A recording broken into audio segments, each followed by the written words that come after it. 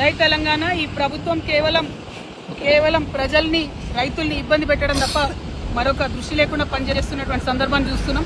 ప్రత్యేకించి రైతులకు 50-60 రోజుల నుంచి ఇబ్బంది జరుగుతున్న ముఖ్యమంత్రి గారు వ్యవసాయ శాఖ మీద రివ్యూ చేయకపోవడం అనే దారుణం. తక్షణమే రివ్యూ చేయాలి.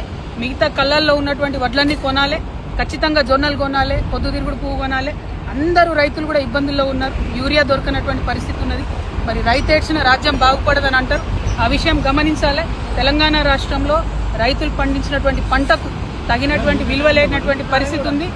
అట్లా కాకుండా రైస్ మిల్లర్లు, స్థానికంగా ఉండే ఆఫీసర్లు, ముఖ్యంగా కలెక్టర్లు మౌఖికంగా ఆదేశాలు ఇస్తా ఉన్నారు.